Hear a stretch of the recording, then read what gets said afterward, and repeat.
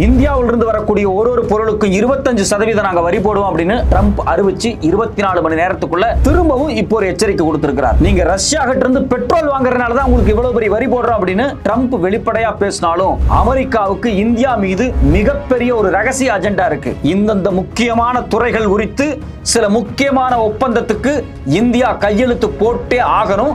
அதுக்காகத்தான் நீங்க ரஷ்யா கிட்ட இருந்து ஆயில் வாங்க கூடாது அப்படின்னு இந்தியாவை தொடர்ச்சியா ட்ரம்ப் மிரட்டுறாரு அப்படிங்கிற ரகசியத்தை பல சர்வதேச எக்ஸ்பர்ட்ஸ் வெளியிட்டு இருக்காங்க. உண்மையிலேயே அமெரிக்காவுக்கு நாம ரஷ்யா கிட்ட இருந்து பெட்ரோல் வாங்குறதா பிரச்சனையா இல்ல அவங்க போட்டு வச்சிருக்கக்கூடிய ரகசிய ஒப்பந்தம் தான் பிரச்சனையா? இவ்வளவு வெளிப்படையான ஒரு பொருளாதார யுத்தம் அமெரிக்காவுக்கு இந்தியாவுக்கும் தூங்கக்கூடிய இந்த நேரத்துல இந்தியாவினுடைய பாதுகாப்பு செயலர் national security adviser Ajit Doval ரஷ்யாவுக்கு கிளம்பி போயிருக்கிறார். அவரை தொடர்ந்து இன்னும் சில நாட்களில் இந்தியாவினுடைய வெளியுறவுத்துறை அமைச்சர் ஜெய்சங்கர் ரஷ்யாவுக்கு போறார். மிக முக்கியமான சில பேச்சுவார்த்தைகள் நடக்க போகுது. எதுக்காக இவ்வளவு அவசரமா இந்தியாவினுடைய முக்கிய அதிகாரிகளும் அமைச்சர்களும் ரஷ்யாவுக்கு போறாங்க? உண்மையிலேயே இந்தியா பெட்ரோல் வாங்குறது பிரச்சனை இல்லை அப்படின்னா அமெரிக்கா போட்டு வச்சிருக்கக்கூடிய ரகசிய ஒப்பந்தங்கள் என்ன? ஏன் அமெரிக்கா உண்மையிலேயே நம்ம நெருக்கடி பண்றாங்க? இதுக்கு பின்னாடி இருக்கக்கூடிய சர்வதேச அரசியல் என்ன? வணக்கம், அது தமிழ் குரல். நான் உங்கள் சத்யராஜ். இந்தியாவிலிருந்து அமெரிக்காவுக்கு இறக்குமதி ஆகக்கூடிய ஒவ்வொரு பொருளுக்கும் 25% வரி அப்படின்னு ட்ரம்ப் ரொம்ப வீரமா அறிவிச்சு 24 மணி நேரத்துக்குள்ள திரும்பவும் சில விஷயங்கள் அவர் பேசியிருக்கிறாரு. அவர் என்ன பேசியிருக்காரு அப்படின்னா, இந்த வரி இதோட நிக்க போறது கிடையாது, இதை விட நாங்கள் அதிகப்படுத்த போறோம் அப்படின்னு சொல்லி ஒரு மிரட்டல் விட்டுருக்கிறாரு. ஏற்கனவே பார்த்தீங்க அப்படின்னா இந்தியா, சைனா, ரஷ்யா மாதிரியான பிரிக்ஸ் நாடுகளுக்கு 10% எக்ஸ்ட்ரா போடுவோம் அப்படின்னு சொல்லி வரி போட்டிருக்காங்க. அப்போ ஏற்கனவே நம்மளுக்கு 25% வரி, அது பிளஸ் பிரிக்ஸ் நாடு அப்படிங்கிறதுனால ஒரு 10%, 35% வரி.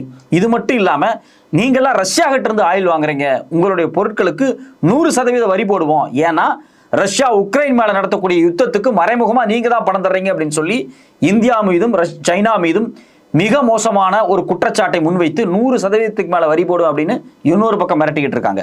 ஸோ ஒரு பக்கம் பார்த்தா 100%, 25%, 35%, எக்ஸ்ட்ரா 10% அப்படின்னு சொல்லி இந்தியாவினுடைய பொருட்கள் எதெல்லாம் அமெரிக்காவுக்கு இறக்குமதி ஆகுதோ அதுக்கு எல்லாத்துக்கும் வரி போடுறதுக்கு தொடர்ச்சியாக ட்ரம்ப் தினம் குடுகுடுப்புக்கார மாதிரி பேசிக்கிட்டே இருக்கிறார். எதுக்காக ட்ரம்ப் இவ்வளவு கோவப்படுறார்? அது அமெரிக்கா மட்டும் கிடையாது, ஐரோப்பாவும் போன வாரம் எச்சரிச்சிருக்கிறாங்க.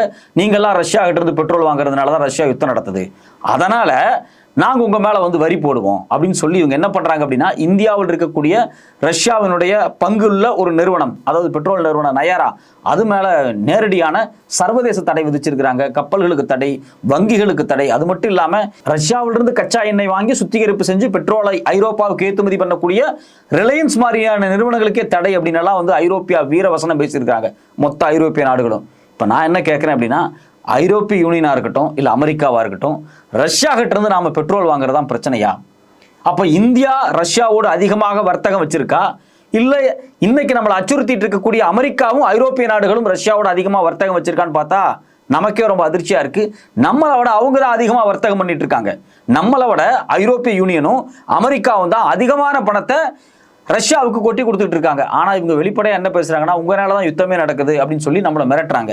இதுக்கு பின்னாடி வேற ஒரு அஜெண்டா இருக்கு அப்படின்னு சர்வதேச அறிஞர்கள் சொல்றாங்க. அந்த சர்வதேச அறிஞர்கள் என்ன சொல்றாங்க அப்படின்னு பாக்குறதுக்கு முன்னாடி, இந்தியா மேல 25% வரி போடுவோம் அப்படின்னு முதல்ல சொன்னாரு. அதுக்கு சில நாட்களுக்கு முன்னாடி பாத்தீங்க அப்படின்னா இந்திய பொருளாதாரமே டெட் எக்கானமின்னு இதே ட்ரம்ப் தான் சொன்னாரு. டெட் எக்கானமியிலிருந்து வரக்கூடிய இம்போர்ட்டை கண்டு ஏன் பயப்படுறீங்க? எதுக்கு 25% வரி? ஸோ அப்போ ஏதோ ஒரு வகையில் பார்த்தீங்க அப்படின்னா இந்த அமெரிக்க நாடுகளுக்கு நாம் ரஷ்யா கிட்ட இருந்து பெட்ரோல் வாங்குறது மட்டும் பிரச்சனை கிடையாது, வேற சில பிரச்சனைகள் இருக்கு. அந்த பிரச்சனையை மையமாக வச்சுக்கிட்டு அதை ஒரு மறைச்சு வச்சுக்கிட்டு வெளிப்படையா பெட்ரோல் தான் பிரச்சனை அப்படின்னு சொல்லி 25% வரியை போட்டிருக்காங்க. இந்த வரிக்கு வெளிப்படையாகவே இந்தியாவினுடைய வெளியுறவுத்துறை அமைச்சகத்தினுடைய ஸ்போக்ஸ் பர்சன் ரந்தீர் ஜெஸ்வால் நிறைய கவுண்டர்ஸ் கொடுத்துருக்காங்க. அது மட்டும் இல்லாமல் ஓப்பனாக சில கேள்விகளையே பார்த்து ஐரோப்பிய அமெரிக்க நாடுகளை பார்த்து கேட்குறாங்க.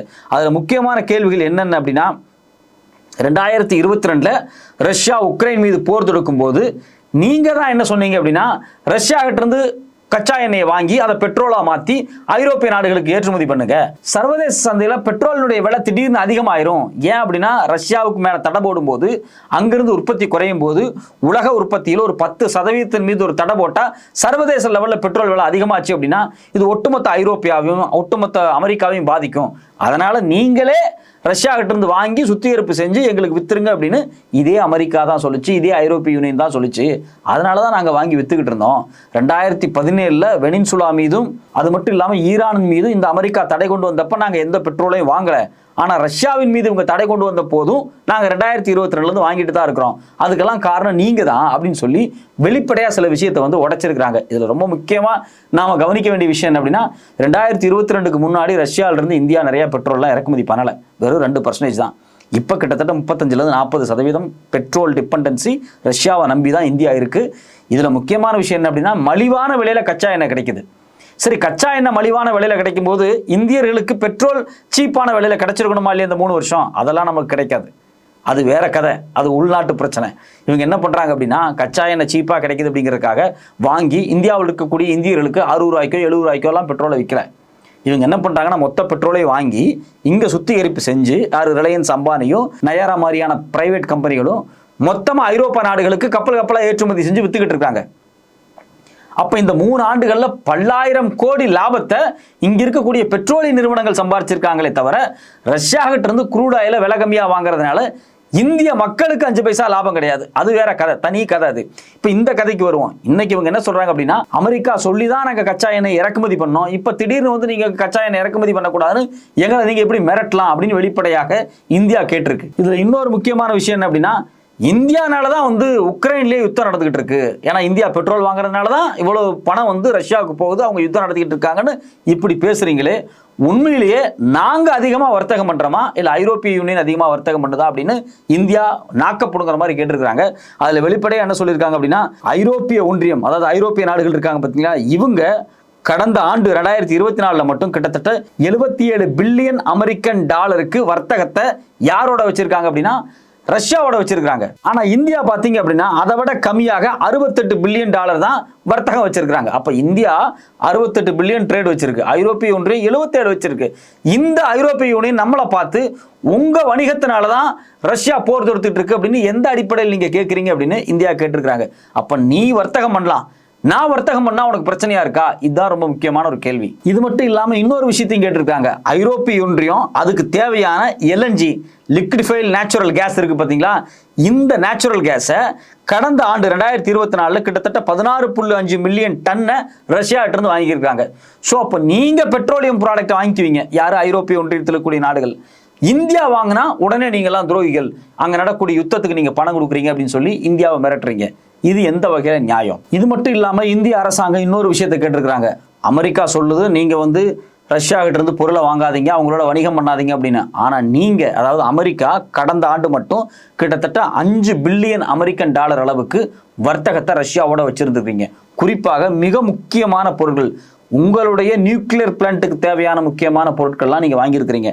அதுல என்னென்ன அப்படின்னா, யுரேனியம் ஹெக்ஸாஃப்ளோரைடா இருக்கட்டும், இல்ல பாலிடியம் அப்படிங்க சொல்லக்கூடிய EV, அதாவது எலக்ட்ரிக்கல் வெஹிக்கிள் இண்டஸ்ட்ரிக்கு தேவைப்படுற விஷயங்களா இருக்கட்டும், இல்ல கெமிக்கல் இண்டஸ்ட்ரிக்கு தேவையான ஃபெர்டிலைசர்ஸா இருக்கட்டும், இதை எல்லாத்தையும் தொடர்ச்சியா இன்னைக்கு வரைக்கும் நிறுத்தாம ரஷ்யாட்ட இருந்து நீங்க வாங்கிட்டு இருக்கீங்களே, எங்களை மட்டும் ஏன் பெட்ரோலியம் பொருட்களை வாங்க வேணாம்னு சொல்றீங்க அப்படின்னு கேட்கறாங்க.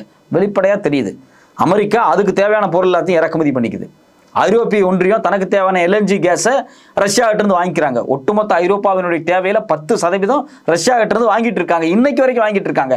ஆனா நாம இந்தியா வாங்குறத மட்டும் இவங்க என்ன பண்றாங்க அப்படின்னா, நீங்க வாங்கக்கூடாது, உங்க மேல பொருளாதார தடை போடுவோம் அப்படின்னு சொல்லி நம்ம பொருள்களுக்கு 35% மேல வரியை போட்டிருக்காங்க. அப்போ ஏதோ ஒரு வகையில அமெரிக்கா, ஐரோப்பிய நாடுகள் இந்தியாவின் மீது நேரடியான ஒரு பொருளாதாரத்தை நெருக்கடி பண்றதுக்கான தடையை போடுறாங்க. சரி, இதுக்கு பின்னாடி பெட்ரோலியம் பொருட்கள் தான் முக்கியமான விஷயம் அப்படின்னா கிடையவே கிடையாது. பல எக்ஸ்பர்ட்ஸ் என்ன சொல்றாங்க அப்படின்னா, இந்தியாவினுடைய விவசாய பொருட்களின் மீது மிகப்பெரிய கண் அமெரிக்காவுக்கு இருக்கு. இப்ப இந்தியாவில் இருக்கக்கூடிய விவசாயம் மாதிரி அமெரிக்காவில் கிடையாது. அமெரிக்காவில் ஒரே 1% மக்கள் தான் விவசாயம் பண்றாங்க. இந்தியாவில் 50%க்கு அதிகமான மக்கள் விவசாயத்தில் இருக்காங்க. 1% மக்கள் அந்த நாட்டுக்கு தேவையான மொத்த பொருளையும் உற்பத்தி பண்ணிட்டு விவசாய பொருட்களை எக்கச்சக்கமா ஏற்றுமதி பண்ணிட்டு இருக்கக்கூடிய முக்கியமான நாடு உலகத்திலேயே அமெரிக்கா. அது எப்படி சாத்தியம் அப்படின்னா, அவங்க முழுக்க முழுக்க மெஷினரி பேஸ்டா வச்சிருக்காங்க விவசாயத்தை. அதாவது விவசாயத்தை வந்து இயந்திரமயமாக்கி வச்சிருக்காங்க. நம்ம ஊர்ல விவசாயம் அப்படிங்கிறது ஒரு கலாச்சார பண்பாடோடு சேர்ந்த ஒரு விஷயமா இருக்கு, நிலம் சார்ந்த விஷயம், சாதி சார்ந்த விஷயமாக இங்க வந்து விவசாயம் இருக்கு. ஆனா அந்த ஊர்ல பாத்தீங்க அப்படின்னா முழுக்க முழுக்க இயந்திரமயமாக்கல். ஒரு 1000 ஏக்கரா 2000 ஏக்கரா இருக்கா, மொத்தமா ஒரு 20 பேர் 25 பேர் வந்து எல்லாத்தையும் பயிரை வந்து சாகுபடி பண்ணிட்டு போயிடுவான். அதுக்கு அரசாங்கம் எக்கச்சக்கமான மானியங்கள் கொடுக்குது. யாருக்கு அப்படின்னா அமெரிக்காவினுடைய விவசாயிகளுக்கு. ஆனா இந்திய விவசாயிகளுக்கு இந்திய அரசாங்கம் எம்எஸ்பி மாதிரியான மானியங்கள் கொடுத்தா கோச்சுக்கிறாங்க. உலக வர்த்தக கழகத்தை வச்சு இந்தியாவை மிரட்டுறாங்க. நீங்க ஏன் மானியம் கொடுக்குறீங்க அப்படிங்கிறாங்க. சோ இது மாதிரியான மானியங்கள் கொடுங்க, அது மாதிரியான மானியங்கள் கொடுக்க கூடாது அப்படின்னு சொல்லி தொடர்ச்சியாக இந்திய விவசாயிகள் மீது மிரட்டலை இந்த ஐரோப்பிய நாடுகளும் அமெரிக்காவும் செஞ்சுக்கிட்டே இருக்காங்க. எதுக்காக இவங்க செய்யறாங்க அப்படின்னா, அவங்க நாட்டில் உற்பத்தி ஆகிறதெல்லாம் கொண்டு வந்து நம்ம நாட்டில் கொட்டணும் அப்படிங்கிறதுக்காக. சீப்பான விலையில கொண்டு வந்து கொட்டுறோம், நீங்க வந்து எங்களுக்கு வந்து உங்க சந்தையை திறந்து விடுங்க அப்படின்னு சொல்லி மிரட்டிக்கிட்டே இருக்காங்க. அதுல குறிப்பாக இப்ப சமீபத்தில் பாத்தீங்க அப்படின்னா சோயாபீன்ஸ் வட இந்தியாவில் பாஜக ஆட்சி செய்யக்கூடிய மிக முக்கியமான மாநிலமான மகாராஷ்டிராவா இருக்கட்டும், ராஜஸ்தானா இருக்கட்டும், குஜராத்தா இருக்கட்டும், உத்தரப்பிரதேசமா இருக்கட்டும், இங்கெல்லாம் பாத்தீங்கன்னா கடந்த 20 ஆண்டுகளாகவே பாஜக தான் இருக்கு. உத்தரப்பிரதேச தவிர்த்து அவங்க ஒரு 10 வருஷமா இருக்காங்க. ஸோ இங்க எல்லா மாநிலத்திலையும் சோயாபீன்ஸுடைய உற்பத்தி அதிகம், சோயா விவசாயிகள் அதிகமா இருக்காங்க. ஸோ ஆனா சோயாபீன்ஸை நீங்க கம்பல்சரியா எங்கிட்ட இருந்து வாங்கணும் அப்படின்னு சொல்லி அமெரிக்கா மிரட்டுது. இன்னொரு முக்கியமான விஷயம் என்ன அப்படின்னா, உலகத்திலேயே 2வது பால் உற்பத்தியில பெரிய நாடு இந்தியா. ஆனா எங்க நாட்டு பாலை நீங்க இறக்குமதி பண்ணணும் அப்படின்னு சொல்லி இந்தியாவை மிரட்டிக்கிட்டு இருக்காங்க. இதை கடந்த 4-5 ஆண்டுகளாக அதிகமா மிரட்டுறாங்க. சோ இப்போ ஒரு நெருக்கடி இந்தியாவுக்கு கொண்டு வர்றாங்க. இங்க பாரு, நீ ரஷ்யா கிட்ட இருந்து ஆயில் வாங்குற, அதனால உனக்கு வரி போடுற அப்படின்னு சொல்லிட்டு இன்னொரு பக்கம் உள்ளடி வேலையாக என்ன மிரட்டல் கொடுக்குறாங்க அப்படின்னா, நீ விவசாய ஒப்பந்தத்துல கையெழுத்து போடு, நீ எங்களை விவசாய பொருட்களை இறக்குமதி பண்றது கையெழுத்து போடு, எங்களுடைய பால் பொருட்களை இறக்குமதி பண்றது கையெழுத்து போடு. இந்த கையெழுத்தெல்லாம் நீ போட்டுட்ட அப்படின்னா உன்னை நான் விட்டுறேன், நீ வந்து ரஷ்யா கிட்ட இருந்து காம்படிட்டிவ் பிரைஸ்ல நீ வந்து பெட்ரோலை வாங்கிக்கோ அப்படின்னு சொல்லி ஒரு இன்டர்னலான மிரட்டல் தொடர்ச்சியாக இந்தியா மீது அமெரிக்கா செலுத்தி கொண்டே இருக்கு அப்படின்னு பல எக்ஸ்பர்ட்ஸ் வந்து தொடர்ச்சியாக எழுதுறாங்க. அப்ப இது எல்லாத்தையும் ஒட்டுமொத்தமா எடுத்து வச்சு பார்க்கும்போது நமக்கு ரொம்ப அதிர்ச்சியா இருக்கு. சோ ரஷ்யா கிட்ட இருந்து ஆயில் வாங்குறதா பிரச்சனை அப்படின்னு வெளியே சொல்லிட்டு, நீங்க வாங்காதுன்னு நம்மளை சொல்லிட்டு, இந்த ஐரோப்பிய ஒன்றிய நாடுகளும் அமெரிக்காவும் தொடர்ச்சியா அவங்களோட வணிகம் பண்ணிட்டு இருக்காங்க. கேட்டா நாங்க வணிகத்தை குறைச்சிட்டோம், நிறைய சாங்ஷன்ஸ் எல்லாம் கொண்டு வந்துட்டோம், பாருங்க இன்னைக்கு புதுசா ஒரு சாங்ஷன்ஸை கொண்டு வர போறோம் அப்படின்னு சொல்லி தினம் அமெரிக்கா பேசிக்கிட்டே இருக்கு. ஆனா இன்னொரு பக்கம் பாத்தீங்கன்னா தன்னுடைய நாட்டுக்கு தேவையான முக்கியமான மினரல்ஸை இறக்குமதி பண்றதை நிறுத்தல. இப்ப சைனால இருந்து எக்கச்சக்கமான மினரல்ஸை இன்னைக்கு வரைக்கும் அமெரிக்கா இறக்குமதி பண்ணிக்கிட்டே தான் இருக்காங்க, டைட்டானியம் மாதிரியான மினரல்ஸை. ஆனா சைனா கொடுக்க மாட்டேங்குன்னு சொல்றான். இருந்தாலும் கெஞ்சி கூத்தாடி டைட்டானியத்தை இறக்குமதி பண்றதுக்கு இந்த அமெரிக்கா தொடர்ச்சியா முனைப்பு காட்டிட்டு இருக்கு. ஆனா நீங்க ரஷ்யாட்ட பொருளை வாங்கக்கூடாது அப்படின்னு சொல்லி ஒரு மிரட்டல் போட்டுக்கிட்டே இருக்கு. அப்போ இது ஒரு விதமான ஆதிக்க மனநிலையில் அமெரிக்கா தொடர்ச்சியாக செயல்பட்டு கொண்டிருக்கிறது. இந்தியாவை விவசாயத்துறையில மிரட்டுறதுக்காக இதெல்லாம் சாக்காக வச்சுக்கிட்டு நம்மளுடைய ஒட்டுமொத்த விவசாயத்தை அழிக்கிறதுக்கான வேலை இங்க நடந்துகிட்டு இருக்கு. இதுல நமக்கு இருக்கக்கூடிய மிகப்பெரிய சந்தேகமே என்ன அப்படின்னா, இந்த அமெரிக்காவினுடைய அச்சுறுத்தலுக்கு பயந்து, இந்த பெட்ரோலியம் பித்தலாட்டத்துக்கெல்லாம் பயந்து இந்தியாவினுடைய விவசாயத்தை ஒட்டுமொத்தமாக அமெரிக்காவுக்கு மோடி அரசாங்கம் அடமான வைக்க போகுதா இல்ல பாதுகாக்க போகுதா? இந்த கேள்விதான் இன்னைக்கு நம்ம முன்னாடி இருக்கு. இதுல இன்னொரு பெரிய சந்தேகமே என்ன இருக்கு அப்படின்னா, உண்மையிலேயே அமெரிக்கா நம்மளை எதுக்காக மிரட்டிக்கிட்டு இருக்கா அப்படிங்கிறத வெளிப்படையாக ஆளும் கட்சியை சார்ந்த யாரும் பேசவே இல்லை. இன்னும் சொல்ல போனா ரைட் விங்ல இருக்கக்கூடிய யாருமே பேசல, இடதுசாரிகள் தான் தொடர்ச்சியா பேசிட்டு இருக்காங்க. இந்திய விவசாயத்தையும் பால் துறையும் அழிக்கிறதுக்கான பல வேலைகள், உள்ளடி வேலைகள் நடந்துட்டு இருக்கு அப்படின்னு. அதே சமயத்துல இந்த சூழ்நிலையில பாத்தீங்க அப்படின்னா, இந்தியாவினுடைய வெளியுறவுத்துறை அமைச்சர் ஜெய்சங்கர் வந்து இன்னும் சில நாட்கள ரஷ்யா போறாரு. அவர் ரஷ்யா போறதுக்கு முன்னாடியே பாத்தீங்க அப்படின்னா, இந்தியாவினுடைய பாதுகாப்பு ஆலோசகர், அதாவது நேஷனல் செக்யூரிட்டி அட்வைசர், இந்தியாவில் பிரதமர் போகல அப்படின்னா அந்த இடத்துக்கு நேஷனல் செக்யூரிட்டி அட்வைசர் போவார். அந்த அளவுக்கு முக்கியமாக ராணுவம் குறித்தான, பாதுகாப்பு குறித்தான மிக முக்கியமான பைலேட்டரல் ஒப்பந்தங்கள் போடுற அளவுக்கு சக்தி வாய்ந்த ஒரு நபர் தான் இந்த அஜித் தோவல். அஜித் தோவல் அவசர அவசரமா கிளம்பி ரஷ்யாவுக்கு போயிருக்காரு. அவங்க என்ன சொல்றாங்க அப்படின்னா, இல்ல S-40 மிசைல் சிஸ்டத்தை நாங்க வந்து இன்னும் நிறைய வாங்குறதுக்காக தான் அஜித் தோவல் அனுப்பிச்சிருக்கிறோம் அப்படிங்கிற மாதிரி ஒரு வெளியுறவுத்துறை அமைச்சகத்திலிருந்து, பாதுகாப்புத்துறை அமைச்சகத்திலிருந்து சில டிஸ்கஷன்ஸ் போயிட்டு இருக்கு. ஏன்னா இப்போ சிந்தூர் ஆபரேஷன்ஸ்ல பாத்தீங்க அப்படின்னா S-400 மிசைல்ஸ் வந்து நிறைய பயன்படுத்தப்பட்டிருக்கு. ஸோ பிரம்மோஸா இருக்கட்டும், S-400 இருக்கட்டும், இதை தொடர்ச்சியாக வளர்த்தெடுக்கிறதுக்காக தான் அஜித் தோவல் போயிருக்காரு அப்படிங்கிறாங்க. இன்னொரு தரப்பு என்ன சொல்லப்படுறாங்க அப்படின்னா, இல்ல இது வந்து முழுக்க ஸ்ட்ராட்டஜிக் டிஃபென்ஸ் பார்ட்னர்ஷிப் பத்தி மட்டும் பேசுறது இல்லை, குறிப்பாக இந்தியா மீது அமெரிக்கா செலுத்தக்கூடிய இந்த பொருளாதார வர்த்தக ஆதிக்கம் இருக்கு பாத்தீங்களா, இது குறித்தும் சில முக்கியமான விஷயங்களை அஜித் தோவல்கிட்ட பேச போறாங்க அப்படின்னு சொல்லி சில தகவல்கள் வெளிவந்திருக்கு. எது எப்படியோ ரஷ்யாவோடு இந்தியா நெருக்கத்தை காமிக்கிறது. காலங்காலமாக இந்தியாவினுடைய ஒட்டுமொத்தமான இராணுவ தேவைகளுக்கும் கடந்த காலங்களில் 1970களில் அமெரிக்காவுக்கும் USSRக்கும் உச்சகட்ட போர் நடந்து கொண்டிருந்த காலகட்டத்தில், கோல்டு வார் நடந்து கொண்டிருந்த அந்த காலகட்டத்தில் இந்தியா வந்து ஒரு நான் அலைன்மெண்டா இருந்தாலும் ரஷ்யாவோடு எப்பவுமே ஒரு நெருக்கம் காமிச்சாங்க. ரஷ்யா தான் இந்தியாவில் இருக்கக்கூடிய அணு உலைகளை உருவாக்குவதற்கான அடிப்படை ஃபவுண்டேஷன்லாம் போட்டு கொடுத்தது. ஸோ அப்போ இந்த சூழ்நிலையில் அமெரிக்கா நம்மளோட நண்பர்கள் என்று சொல்லிட்டு நம்ம மேல தொடர்ச்சியாக வரிகள் போட்டு கொண்டிருக்க இந்த நேரத்தில் இந்தியாவினுடைய வெளியுறவுத்துறை அமைச்சரும் இந்தியாவினுடைய பாதுகாப்பு ஆலோசகரும் ரஷ்யாவுக்கு போகிறது ஒரு நல்ல மூவ் அப்படின்னு சர்வதேச அறிஞர்கள் சொல்றாங்க. அதே சமயத்தில் அங்க போயிட்டு என்னென்ன ஒப்பந்தங்கள் இவங்க கையெழுத்து போடுறாங்க, இல்ல அங்க போய் ரஷ்யாவினுடைய ஆயில வாங்குறத பத்தி பேச போறாங்களா, இந்த கேள்வியும் எழுந்திருக்கு. ஏன்னா ஒரு வாரத்துக்கு முன்னாடி சர்வதேச ஊடகமான ரேட்டர்ஸ் என்ன சொல்லியிருக்காங்க அப்படின்னா, ரஷ்யாவிலிருந்து ஆயில் வாங்குறதை இந்தியா அமெரிக்காவுக்கு பயந்து நிறுத்திட்டாங்க அப்படின்னு ஒரு கருத்தை வந்து வெளியிட்டு இருந்தாங்க. அதுக்கு இந்தியா தரப்பிலிருந்து எப்படியெல்லாம் கிடையாது, நாங்கள் தொடர்ச்சியாக ரஷ்யாவிட்ட தான் வாங்கிட்டு இருக்கோம், இந்தியாவினுடைய எண்ணெய் நிறுவனங்கள் தொடர்ச்சியாக ரஷ்யாவிட்ட தான் வாங்கிட்டு இருக்கு அப்படிங்கிற செய்தியெல்லாம் வெளியிட்டு இருந்தாங்க.